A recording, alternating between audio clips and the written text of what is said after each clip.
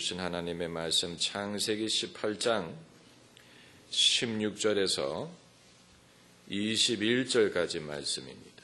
창세기 18장 16절에서 21절 16절에서 21절까지 함께 읽겠습니다. 그 사람들이 거기서 일어나서 소돔으로 향하고 여호와께서 가라사대 나의 하려는 것을 아브라함에게 숨기겠느냐. 아브라함은 강대한 나라가 되고 천하 만민은 그를 인하여 복을 받게 될 것이 아니냐. 내가 그로 그 자식과 건속에게 명하여 여호와의 도를 지켜 의와 공도를 행하게 하려고 그를 택하였나니 이는 나 여호와가 아브라함에게 대하여 말한 일을 이루려 함이니라.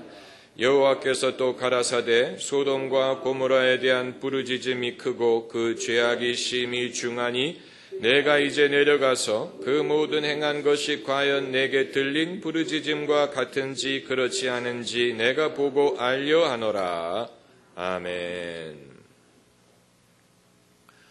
우리가 구원을 받아야 되는 것뿐만이 아니고 구원받았다는 사실을 알아야 되는 것처럼 축복도 축복을 받은 것뿐만이 아니고 축복받았다는 사실을 알 필요가 있습니다. 자기가 구원받았다는 사실을 모른다고 해서 그 사람의 구원이 무효가 되는 건 아닙니다. 그러나 자기가 구원받았다는 사실을 모르는 사람은 하나님 앞에 담대함을 가질 수도 없고 또 하나님과 올바른 관계를 갖기도 어렵고 또 하나님의 자녀에게 주시는 특권이 무엇인지를 알지도 못하고 그것을 주장하지도 못하고 자신의 신앙을 자신 있게 남들에게 전하지도 못하고 그리고 자기가 이 많은 혜택을 입었음에도 불구하고 그 사실을 알지 못하고 살게 될 것입니다. 그렇기 때문에 구원을 받았다는 사실을 모른다고 해서 그 사람이 구원을 안 받은 건 아니지만 구원을 받았다면 그 사실을 알아야 될 필요가 있는 것처럼 하나님이 복을 주신 사람도 자기가 복을 받았다는 사실을 모른다고 그 복이 무효가 되는 건 아니지만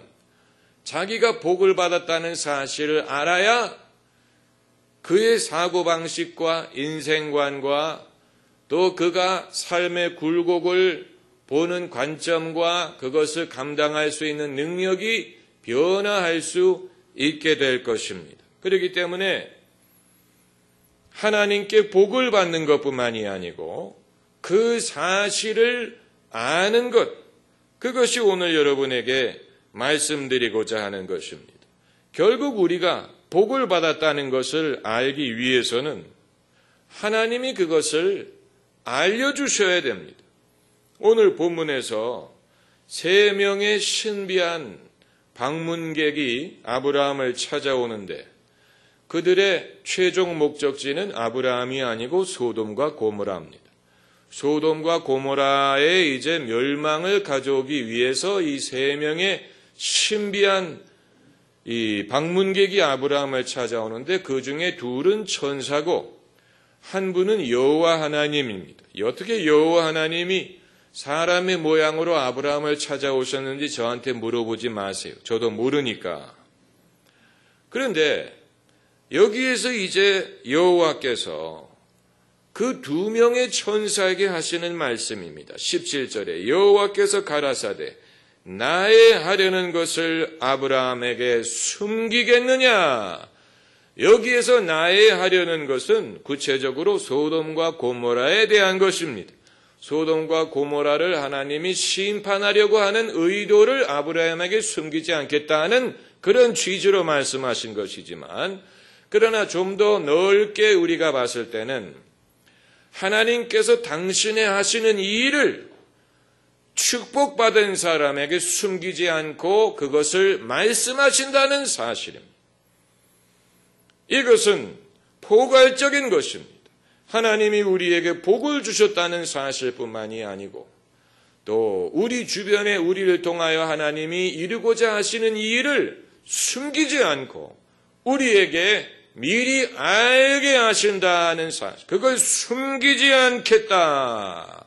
하나님의 역사는 대부분 숨겨진 상태로 있습니다.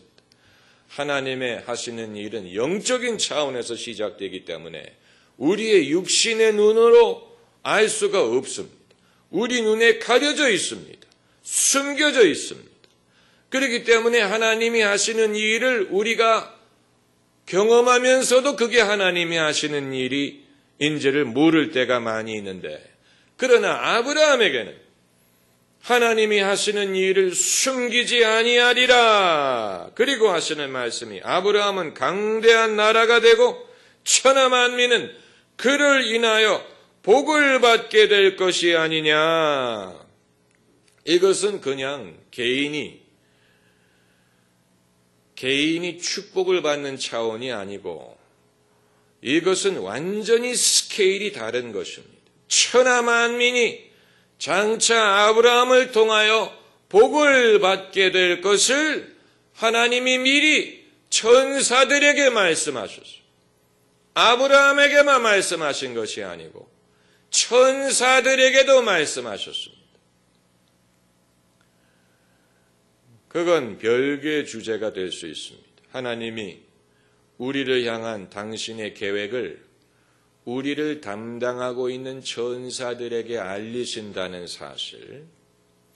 여러분, 우리가 사람들을 접하면서 예민하게 관찰을 해보면 어떤 사람들은 눈에 보이지는 않지만 누군가가 그 사람을 지키고 변호하고 그 사람의 인격을 소중하게 여겨주는 것을 우리가 느낄 때가 있습니다. 그래서 아무나 함부로 그 사람을 욕하거나 대적하지 못하고 누군가 그 사람을 보호하고 그 사람을 지켜주는 것을 느낄 때가 있다는 것입니다. 모든 사람이 그런 건 아닙니다. 그러나 눈에 보이지는 않지만 우리가 함부로 대할 수 없는, 함부로 음해를 한다거나 함부로 미워할 수 없는 누군가 강한 존재가 지켜주는 것을 느끼는 때가 있습니다. 저는 그런 것을 경험하면서 오랜 세월 동안 이게 나만이 느끼는 것인가? 주관적인 경험인가? 아니면 정말로 저 사람을 지켜주는 어떤 눈에 보이지 않는 존재가 있는가? 이런 생각을 하는데 성경적으로 보면 당연히 하나님께서 당신의 백성을 지켜주시는 천사들을 배정을 시킵니다. 천사가 있다고 했습니다. 그래서 베드로가 옥에 갇혔을 때에 그를 구해준 이도 천사가 밤중에 그의 이 허리를 치면서 일어나라고 하고 그를 감옥에서 건져준 사건이 있죠. 교회를 지키는 천사가 있다고 했습니다. 요한계시록을 보면 성령이 소아시아의 7 교회와 그 교회 천사들에게 말하는 장면이 나옵니다. 그 말은 교회마다 그 교회를 지키는 천사가 있다는 얘기입니다. 눈에 보이지는 않지만 지금 하나님이 소돔성을 심판하기 위하여 아브라함을 찾아올 때 2명의 강한 천사와 함께 찾아오신 것이고 그 천사들에게 내가 하고자 하는 것을 아브라함에게 숨기겠느냐? 그러면서 천사들에게 하시는 말씀이 아브라함은 강대한 나라가 되고 천하 만민은 그를 인하여 복을 받게 될 것이 아니냐. 그러니까 하나님이 복을 주시려는 의도를 사람에게도 알려주시고 천사들에게도 알려주신다는 얘기입니다. 그래서 천사가 하나님이 복을 주시려는 사람을 함부로 대할 수가 없을 것입니다.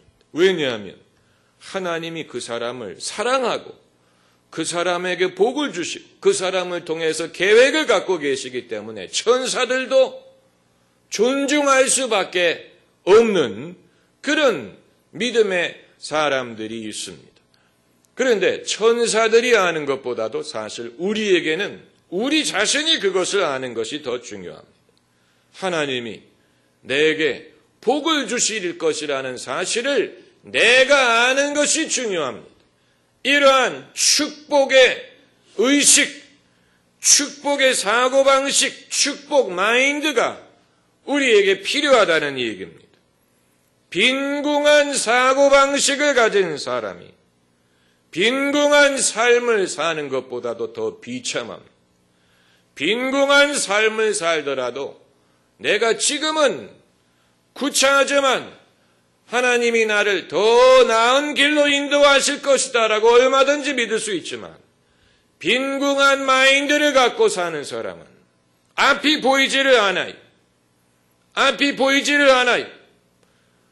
앞이 어두워. 이 장군의 아들 1편을 보면 이 일제시대에 이 조선 사람들이 살던, 물론 서울에서 일어나는 일이고 서울 종로 우미관을 둘러싸고 일어나는 일입니다. 우미관이라는 극장을 둘러싸고 이제 일어나는 일인데, 거기에 이제 이 아내가 술집에 나가는 어떤 남자가 자기 아내를 찾으러 그 술집에 찾아오는 장면이 나오는데, 이 사람이 이제 그 당시에 소위 인텔입니다. 공부를 많이 하고 책을 많이 읽는 인텔리로 나와요. 그러나 그 당시에 많은 가난한 인텔리가 그랬던 것처럼 이 사람은 폐병을 앓고 있어요. 몸이 병들었어요.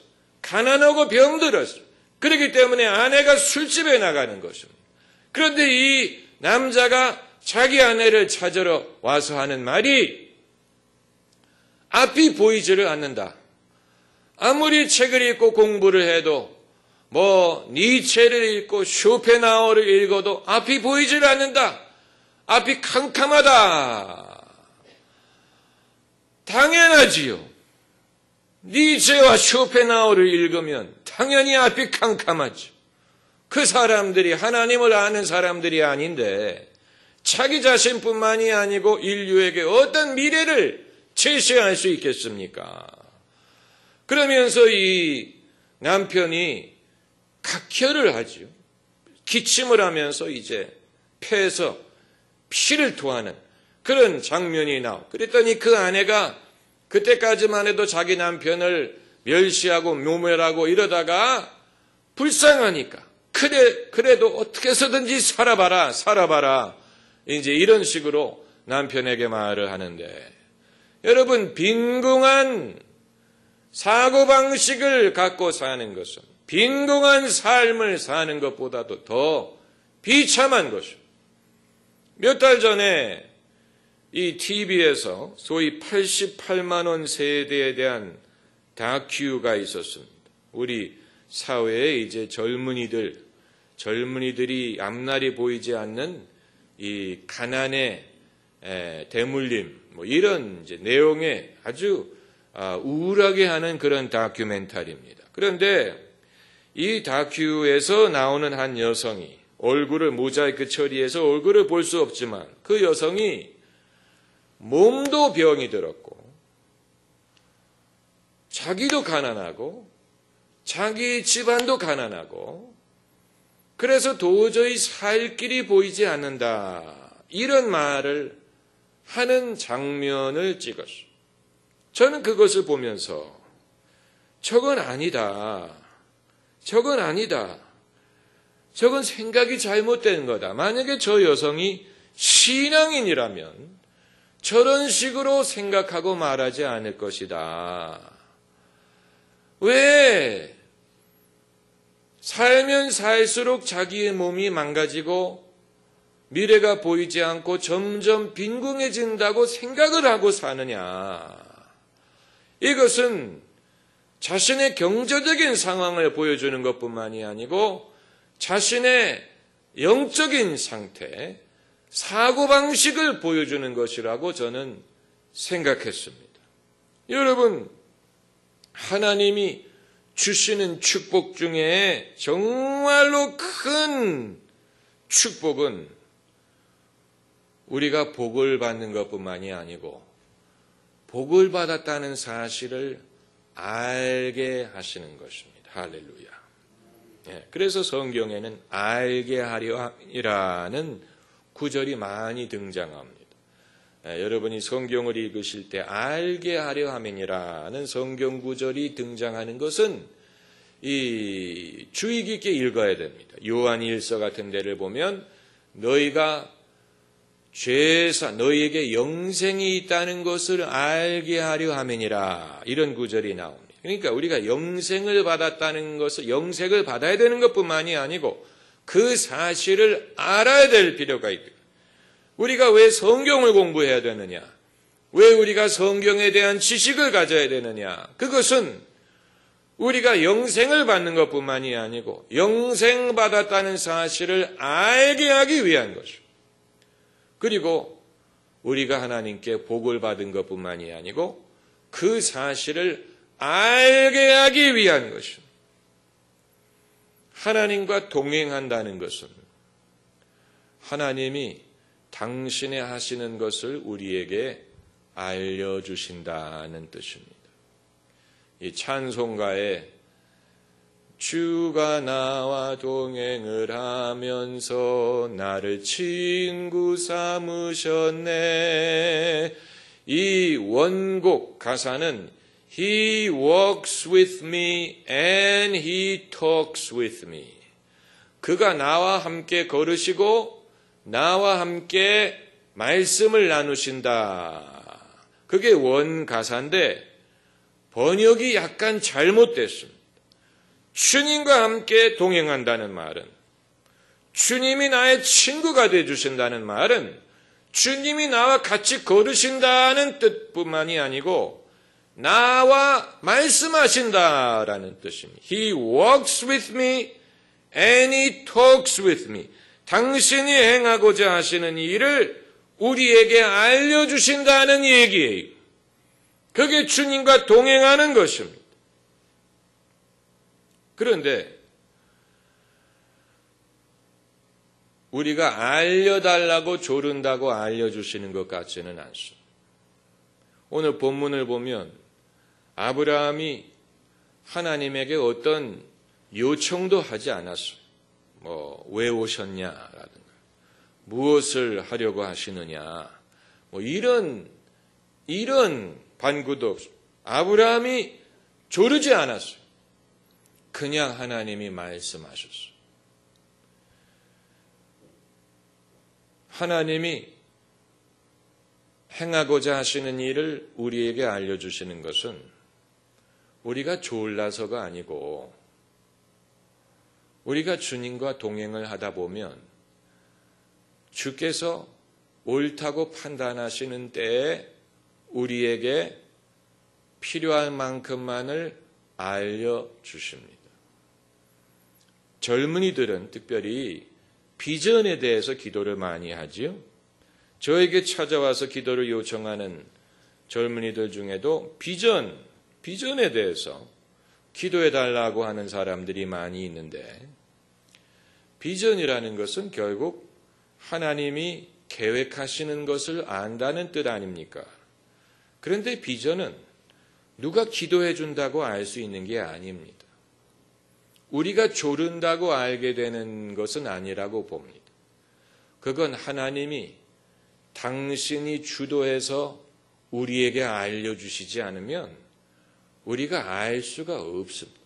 성경에 등장하는 신앙의 인물들을 보면 하나같이 그들이 하나님께 조르지 않았는데 하나님이 선택하신 때에 선택하신 방법으로 하나님의 계획을 그들에게 말씀하셨습니다. 아브라함도 그렇고 야곱도 그렇고 야곱도 베델에서 그가 무슨 철야 기도회를 한 게 아니에요. 그가 무슨 돌에다가 팔을 고이고 하나님께 기도한 게 아니고 그는 잔 거예요.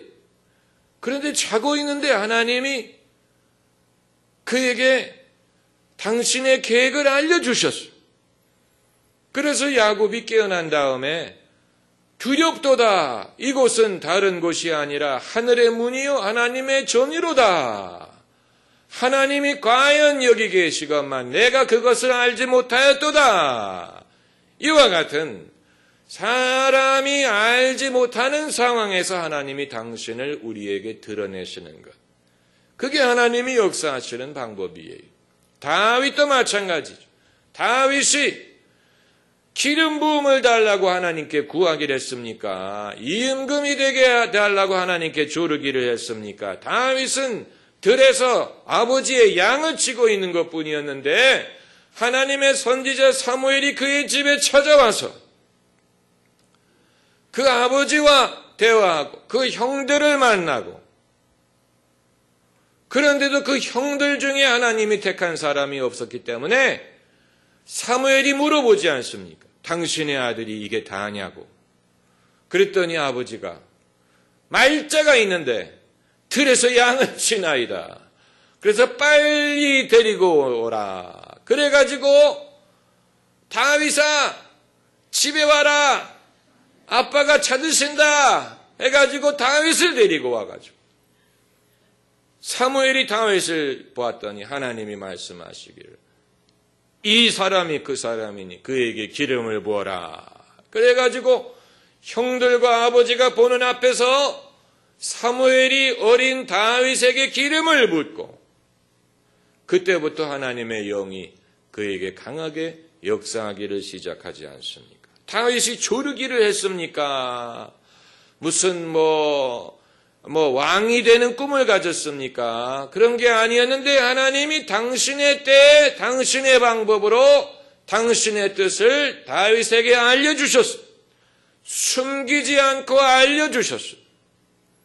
그 이후에 모든 인물들 다 맞아. 모세, 엘리야가 하나님께서 내게 음성을 들려달라고 조르기를 했습니까? 그는 그냥 성전에 누워 있었는데 하나님이 임의로 그를 부르셨습니다. 사무엘아, 사무엘아. 오죽하면 사무엘은 그게 엘리 제사장이 자기를 부르는 목소리인 줄 알았습니다. 설마 하나님이 자기를 부르실 줄 생각하지 못한 것입니다. 신약 성경에 나오는 인물들도 다 마찬가지. 바울이 예수님의 제자가 되게 해달라고 구했습니까? 사도가 되게 해달라고 구했습니까? 아니에요. 예수님이 강권적으로 바울에게 나타나셨어요. 그리고 그를 부르셨어요. 사울아, 사울아, 내가 어찌하여 나를 핍박하느냐? 주여 누구시나이까? 나는 내가 핍박하는 예수다. 그러면서 사울을 당신의 종으로 부르시는 것뿐만이 아니고 장차 이방인에게 복음을 전하게 될 것을 그에게 알려주시지 않습니까? 그러니까 이 비전이라는 것은 물론 우리가 기도해야 되는 부분도 있고 또 앞날을 내다보는 선견지명도 배워야 되는 면도 있고 여러 가지가 있어요. 여러 가지 면이 있어요. 비전. 이 미국의 국무부의 국무성 직원이 되기 위해서 우리나라의 외교 통상부 외무고시 같은 것이죠. 미국에는 그것을 Foreign Service Exam이라고 부르는데 외무고시와 같은 것입니다. 그런데 한국에서는 외무고시를 어떻게 준비하는지 모르지만 미국에서는 이 Foreign Service Exam을 준비하려면 다른 거 할 필요 없이 뉴욕타임즈만 한 3년을 충실하게 읽으면 Foreign Service Exam을 칠 준비가 된다. 이런 말을 하는데 이제 신문을 읽으면 세계에 어떤 일이 일어나고 있는 것을 아는 것뿐만이 아니고 이제 뭔가 세상이 앞으로 어떻게 돌아가겠구나 하는 것을 어느 정도는 내다볼 수 있는 선견지명을 얻을 수도 있습니다.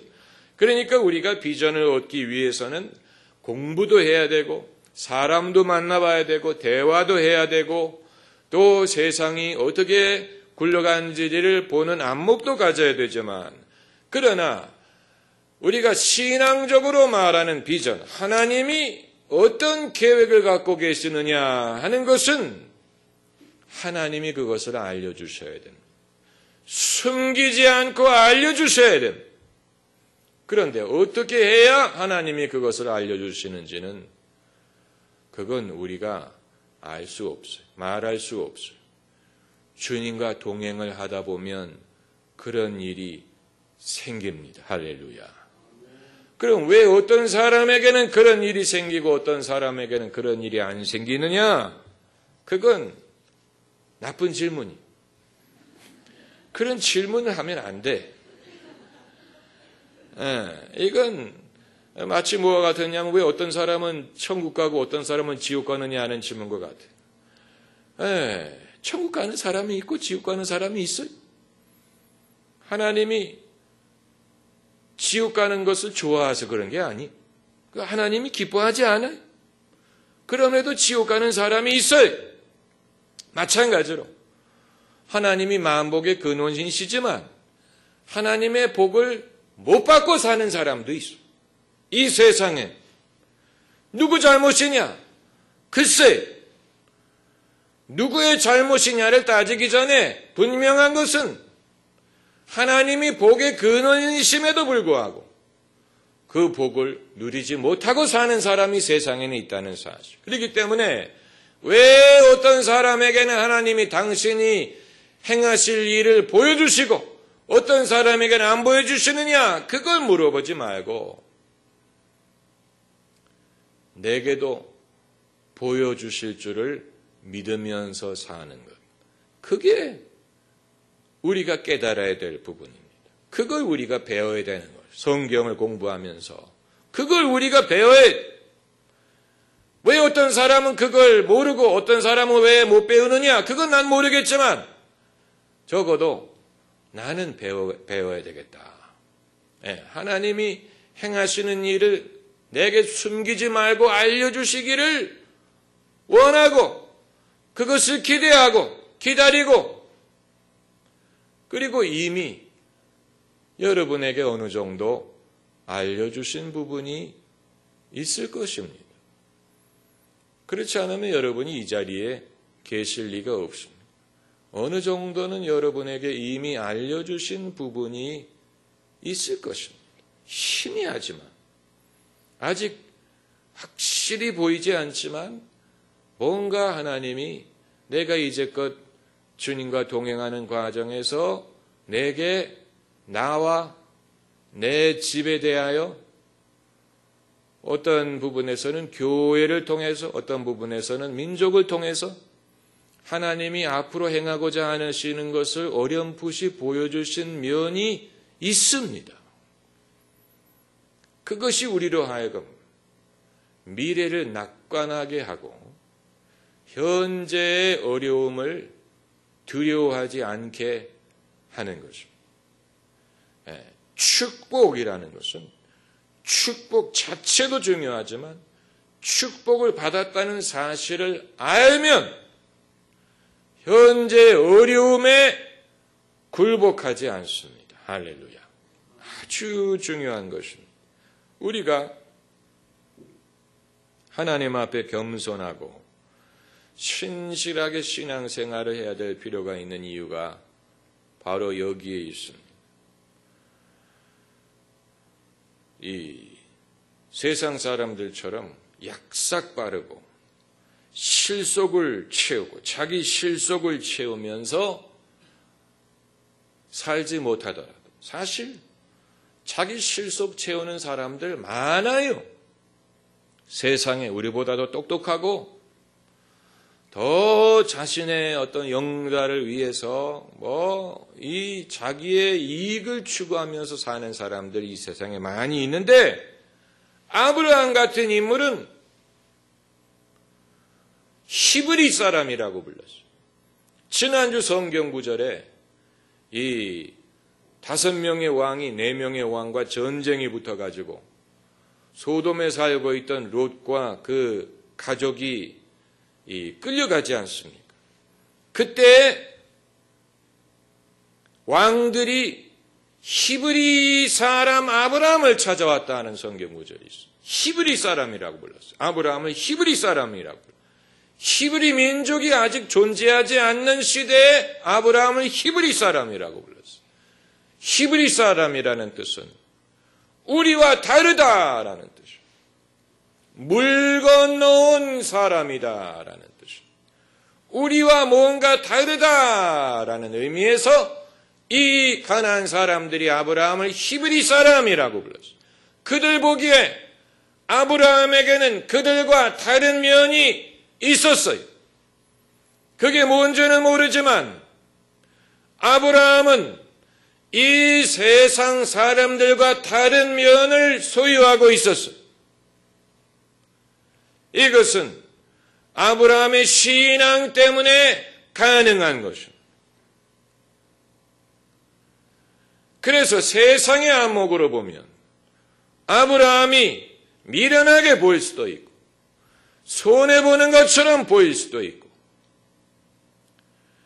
덜 똑똑하게 보일 수도 있고 자기 실속을 채우지 않는 사람으로 보일 수도 있고 세상 사람들보다 뒤처지는 사람으로 보일 수 있습니다. 왜냐하면 아직 자식도 없고 후사가 없고 본토 친척 아비집을 떠났고 나그네의 삶을 살고 도대체 누구를 의지하고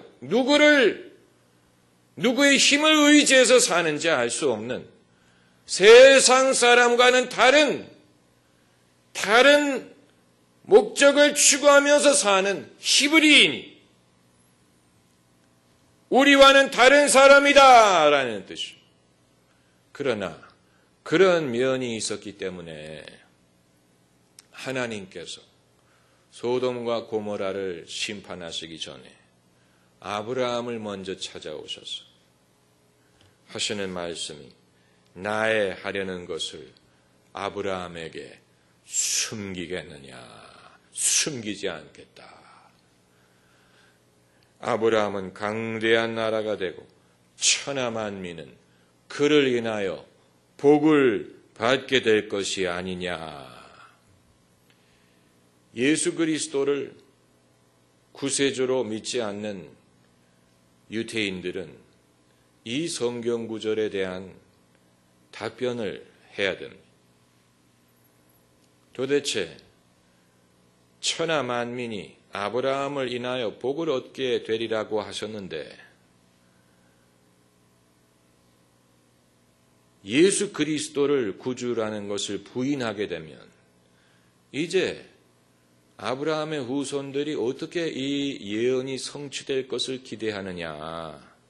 유대인들은 신앙적인 면에서 이 자기들만이 결속하고 자기들만이 뭉치고 자기들만의 아이덴티티를 유지하려고 하고 이런 상황에서 도대체 하나님이 아브라함을 통해서 모든 족속을 축복하시려는 계획이 어떻게 이루어질 것이라고 당신들은 보느냐. 이러한 질문에 대해서 그들은 진지하게 생각을 해봐야 될 필요가 있습니다. 예수 그리스도가 구주라는 사실을 부인한 다음에 이 성경 구절이 이제 더 이상 성취될 길이 보이지 않는 것입니다. 그들에게는. 여기에 이제 장차 하나님이 어떤 방식으로 아브라함을 통해서 천하 만민을 축복하실 것인가? 그건 아브라함의 자손으로 오신 예수 그리스도를 통한 것입니다. 예수 그리스도를 통하여 이제는 이방인들이 복을 받을 수 있는 길이 열리게 된, 이제는 더 이상 유대인과 이방인의 차이가 없이 예수 그리스도를 통해서 모든 민족이 아브라함에게 하나님이 약속하신 복을 함께 누릴 수 있는 시대가 열렸어요. 여러분, 그렇기 때문에 하나님이 우리를 복 주시려는 의도를 숨기지 않으시는 그 사람이 정말로 성공한 사람. 하나님의 복 주시려는 의도를 알면서 사는 사람이, 그 사람이야말로 정말로 성공한 사람. 그 사람이야말로 정말로 부러운 사람이요. 이것은 우리가 쉽게 흉내낼 수 없는 인생이요. 이것은 하나님만이 하실 수 있는 일인 것입니다. 할렐루야. 기도하십시다.